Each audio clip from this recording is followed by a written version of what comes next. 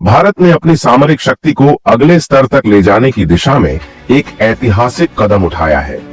Kaveri fighter jet engine, जो वर्षों की मेहनत, शोध और विकास का परिणाम है, अब फ्लाइट टेस्ट की मंजूरी पा चुका है, जो भारत के लिए न केवल एक तकनीकी उपलब्धि है, बल्कि आत्मनिर्भरता की ओर बढ़ते भारत के आत्मविश्वास का प्रतीक भी है। दरअसल कावेरी इंजन को अब तक की सबसे बड़ी चुनौती का सामना करना पड़ा था, क्योंकि एक ऐसा इंजन विकसित करना जो न सिर्फ वायुसेना की जरूरतों को पूरा करे, बल्कि पूरी दुनिया के सबसे बेहतरीन जेट इंजन से मुकाबला कर सके। ऐसे में सवाल यह है, क्या यह कदम भारत को फाइटर जेट इंजन के वैश्विक बाजार में एक प्रमुख खिलाड़ी बना सकता है? और इस इंजन में ऐसी क्या बात है जिससे दुश्मन देश भी डरे हुए हैं?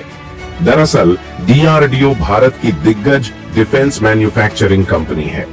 इन्होंने दुनिया को चौंकाना शुरू कर दिया है, क्योंकि हाल ही में खबर निकल कर आ रही है कि जिस कावेरी इंजन को DRDO ने डेवलप किया है, अब उसकी फ्लाइट टेस्टिंग रशिया में स्टार्ट की गई है, जिसका ट्रायल लगातार 70 घंटे तक चलने वाला है। यह रूस के विमान IL-77 में लगाया जाएगा, जिसमें टोटल 4 इंजन लगे होते हैं, और इसमें से एक इंजन को रिप्लेस करके यहां पर DRDO द्वारा डेवलप किया गया कावेरी इंजन लगाया जाएगा, और इसी के माध्यम से फ्लाइट टेस्टिंग अब रशिया में स्टार्ट होने वाली है। पूरी डेवलपमेंट क्या है इस वीडियो में समझते हैं, लेकिन आगे बढ़ने से पहले अगर आपने अभी तक वीडियो को लाइक और चैनल को सब्सक्राइब नहीं किया है, तो प्लीज चैनल को सब्सक्राइब कर लीजिए,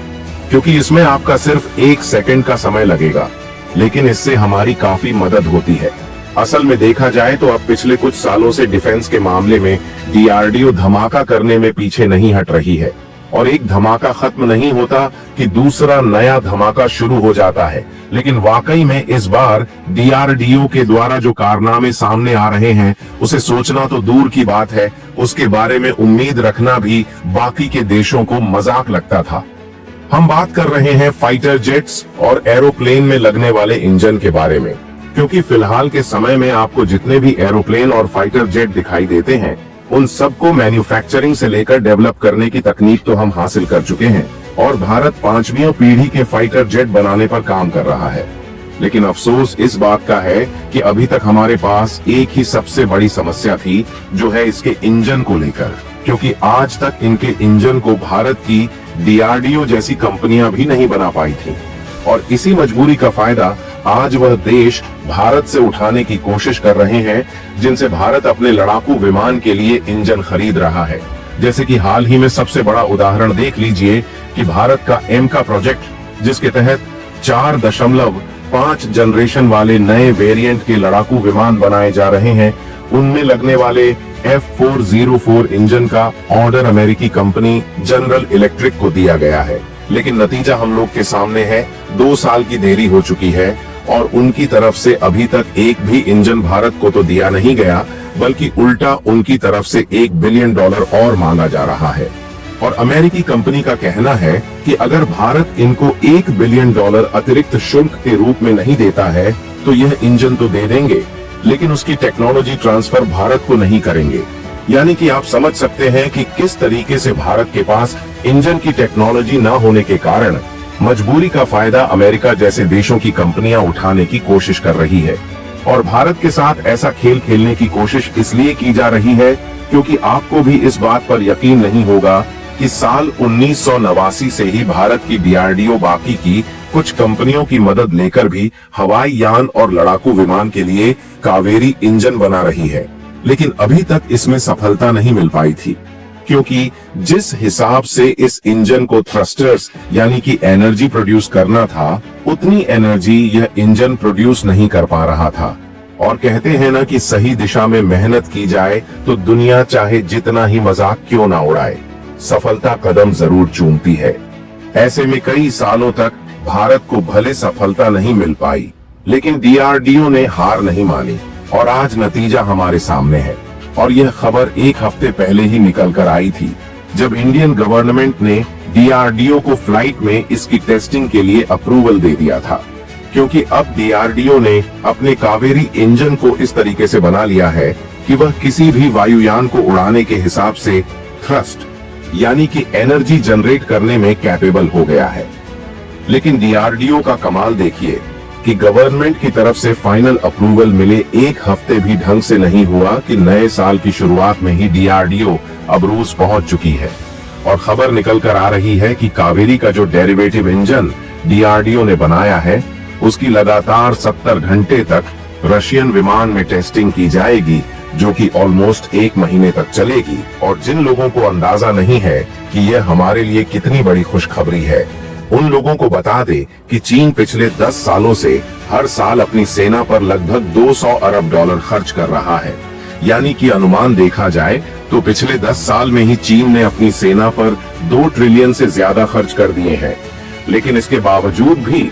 चीन आज तक ऐसा प्रॉपर इंजन नहीं बना पाया है जिसका इस्तेमाल वह खुद के लड़ाकू विमान और एयरक्राफ्ट में कर सके, जिसके कारण चीन रूस के इंजनों को लेकर काम चलाता है या फिर रूस की टेक्नोलॉजी चुराकर खुद इंजन बनाकर तैयार कर लेते हैं, जिससे चोरी की हुई तकनीक का इस्तेमाल चीन ढंग से नहीं कर पाता। और उसके कारण अगर लगातार कुछ घंटे तक चीनी जेट्स को चला दिया जाए तो चीन के इंजन धुआं फेंकने लगते हैं और केवल इन्हीं इंजन के कारण ही इनका महंगा से महंगा लड़ाकू विमान खराब हो जाता है। इसीलिए हाल ही में जब चीन ने 5th और 6th जनरेशन के लड़ाकू विमान दुनिया को दिखाया तो दुनिया यकीन क्यों नहीं कर रही? दुनिया इन विमानों की ताकत को जानती है, इसलिए यकीन नहीं करती, क्योंकि इनके पास इंजन बनाने की टेक्नोलॉजी है ही नहीं और यह आज तक किसी को बताए ही नहीं है कि उनके फाइटर जेट में इंजन कौन से लगे हैं। क्योंकि चीन इसके बारे में कुछ भी बताता है तो इनकी सच्चाई सामने आ जाएगी, जिससे दूध का दूध और पानी का पानी हो जाएगा और सब समझ जाएंगे चीन के लड़ाकू विमान केवल नाम के लिए है और उसमें टेक्नोलॉजी चुराकर ही धुआं फेंकने वाले इंजन लगाए गए हैं। लेकिन भारत के पास जल्द ही कावेरी इंजन आने वाला है और रूस में जो टेस्टिंग शुरू हो रही है यह पहली टेस्टिंग नहीं है, बल्कि 140 घंटे की लगातार इसकी टेस्टिंग पहले भी हो चुकी है। इतना ही नहीं, इस इंजन ने 70 घंटे की टेस्टिंग ऑलरेडी भारत के बेंगलुरु में कर लिया है और इसके अलावा 75 घंटे की टेस्टिंग कर लिया है। टेस्टिंग भी इस इंजन की जा चुकी है। ऐसे में जो रूस में टेस्टिंग हो रही है यह टेस्टिंग का दूसरा फेज है, जिसमें खास बात यह है कि इस इंजन की 70 घंटे तक टेस्टिंग 40,000 फीट की ऊंचाई पर की जाएगी और टेस्टिंग कोई 1-2 दिनों की नहीं होने वाली है, बल्कि रूसी विमान जिसको खासकर टेस्टिंग के लिए ही बनाया गया है उसमें यह टेस्टिंग लगातार 1 महीने तक चलने वाली है। कावेरी इंजन के इस्तेमाल से जैसे ऊंचाई बढ़ाई जाएगी इसका परफॉर्मेंस देखा जाएगा कि बाकी के 3 इंजन की तुलना में यह परफॉर्मेंस कैसे दे रहा है। और अगर ऊंचाई बढ़ाने पर हाई टेम्परेचर में भी अच्छा परफॉर्मेंस करता है तो इस इंजन को फाइनली सफल मान लिया जाएगा। लेकिन आपको एक बात याद दिला दें कि यह एमका प्रोजेक्ट में बनाए जा रहे एयरक्राफ्ट में अभी से ही इस्तेमाल नहीं किया जा सकता, क्योंकि यह 70 से 90 किलो न्यूटन तक की थ्रस्ट पैदा कर सकता है। जबकि अगर हमें तेजस जैसे फाइटर उड़ाने हैं तो उसके लिए और भी ताकतवर लगभग 120 किलो न्यूटन का इंजन बनाना होगा। और देखा जाए तो कावेरी परियोजना जो 53 मिलियन अमेरिकी डॉलर के विशाल फंड से सुसज्जित थी, एक महत्वाकांक्षी लक्ष्य के साथ शुरू हुई थी, जिसमें कावेरी इंजन के 17 प्रोटोटाइप का विकास शामिल था। लेकिन कहानी इतनी सीधी नहीं थी जितना हम सोच रहे हैं, क्योंकि इसके पहले प्रयास में केवल कबीनी नामक मुख्य मॉड्यूल ही तैयार किया जा सका था, जो एक संकेत था कि परियोजना की राह उतनी आसान नहीं होगी जितनी सोचकर शुरुआत की गई थी। हालांकि कावेरी इंजन की असली ताकत उस समय सामने आई जब इसके तीसरे प्रोटोटाइप ने इतिहास रचा, जहां यह इंजन जो अपनी तरह का पहला था, उसने पहले 3 कंप्रेसर चरणों में परिवर्तनीय इनलेट गाइड वेन हासिल किया और इस प्रोटोटाइप का पहला रण 1995 हुआ और इसने कावेरी परियोजना की दिशा को एक नए स्तर पर पहुंचा दिया। लेकिन आपको यह जानकर हैरानी होगी कि साल 2014 तक यह परियोजना लगभग नष्ट हो चुकी थी और डीआरडीओ ने इसे छोड़ने का निर्णय लिया था। लेकिन 2016 में एक अप्रत्याशित मोड़ आया। जहां भारत ने अपने स्वदेशी तेजस लड़ाकू जेट के लिए कावेरी इंजन को पूरी तरह से सक्षम बनाने के उद्देश्य से फ्रांसीसी एरोस्पेस कंपनी सफरान के साथ साझेदारी की घोषणा की।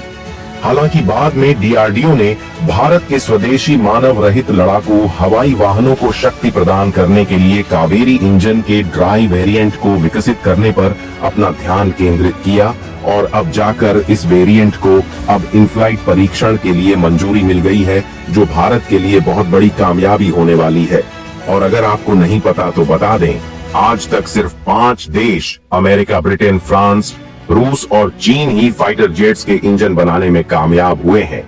और इनमें से भी चीन हाल ही में शामिल हुआ है। ऐसे में भारत द्वारा इस प्रोजेक्ट को दी गई मंजूरी भारत को आत्मनिर्भर बनने में मदद करेगी। साथ ही यह जवाब भी होगा उन देशों को जिन्होंने अब तक भारत को टेक्नोलॉजी देने से मना कर दिया था। भारत ने अपनी सामरिक शक्ति को अगले स्तर तक ले जाने की दिशा में एक ऐतिहासिक कदम उठाया है। कावेरी फाइटर जेट इंजन, जो वर्षों की मेहनत, शोध और विकास का परिणाम है, अब फ्लाइट टेस्ट की मंजूरी पा चुका है, जो भारत के लिए न केवल एक तकनीकी उपलब्धि है बल्कि आत्मनिर्भरता की ओर बढ़ते भारत के आत्मविश्वास का प्रतीक भी है। दरअसल कावेरी इंजन को अब तक की सबसे बड़ी चुनौती का सामना करना पड़ा था, क्योंकि एक ऐसा इंजन विकसित करना जो न सिर्फ वायुसेना की जरूरतों को पूरा करे बल्कि पूरी दुनिया के सबसे बेहतरीन जेट इंजन से मुकाबला कर सके। ऐसे में सवाल यह है, क्या यह कदम भारत को फाइटर जेट इंजन के वैश्विक बाजार में एक प्रमुख खिलाड़ी बना सकता है? और इस इंजन में ऐसी क्या बात है जिससे दुश्मन देश भी डरे हुए हैं? दरअसल डीआरडीओ भारत की दिग्गज डिफेंस मैन्युफैक्चरिंग कंपनी है। इन्होंने दुनिया को चौंकाना शुरू कर दिया है, क्योंकि हाल ही में खबर निकल कर आ रही है कि जिस कावेरी इंजन को डीआरडीओ ने डेवलप किया है, अब उसकी फ्लाइट टेस्टिंग रशिया में स्टार्ट की गई है, जिसका ट्रायल लगातार 70 घंटे तक चलने वाला है। यह रूस के विमान IL-77 में लगाया जाएगा, जिसमें टोटल 4 इंजन लगे होते हैं और इसमें से एक इंजन को रिप्लेस करके यहाँ पर डीआरडीओ द्वारा डेवलप किया गया कावेरी इंजन लगाया जाएगा और इसी के माध्यम से फ्लाइट टेस्टिंग अब रशिया में स्टार्ट होने वाली है। पूरी डेवलपमेंट क्या है इस वीडियो में समझते हैं, लेकिन आगे बढ़ने से पहले अगर आपने अभी तक वीडियो को लाइक और चैनल को सब्सक्राइब नहीं किया है तो प्लीज चैनल को सब्सक्राइब कर लीजिए, क्योंकि इसमें आपका सिर्फ 1 सेकंड का समय लगेगा, लेकिन इससे हमारी काफी मदद होती है। असल में देखा जाए तो अब पिछले कुछ सालों से डिफेंस के मामले में डीआरडीओ धमाका करने में पीछे नहीं हट रही है और एक धमाका खत्म नहीं होता कि दूसरा नया धमाका शुरू हो जाता है। लेकिन वाकई में इस बार डीआरडीओ के द्वारा जो कारनामे सामने आ रहे हैं, उसे सोचना तो दूर की बात है, उसके बारे में उम्मीद रखना भी बाकी के देशों को मजाक लगता था। हम बात कर रहे हैं फाइटर जेट्स और एरोप्लेन में लगने वाले इंजन के बारे में। अरोड़ा में मिलेगा low rates on flights international and domestic. दिखाई देते हैं, उन सबको मैन्युफैक्चरिंग से लेकर डेवलप करने की तकनीक तो हम हासिल कर चुके हैं और भारत 5वीं पीढ़ी के फाइटर जेट बनाने पर काम कर रहा है। लेकिन अफसोस इस बात का है कि अभी तक हमारे पास एक ही सबसे बड़ी समस्या थी, जो है इसके इंजन को लेकर, क्योंकि आज तक इनके इंजन को भारत की डीआरडीओ जैसी कंपनियां भी नहीं बना पाई थी और इसी मजबूरी का फायदा आज वह देश भारत से उठाने की कोशिश कर रहे हैं, जिनसे भारत अपने लड़ाकू विमान के लिए इंजन खरीद रहा है। जैसे कि हाल ही में सबसे बड़ा उदाहरण देख लीजिए कि भारत का एम का प्रोजेक्ट, जिसके तहत 4.5 जनरेशन वाले नए वेरिएंट के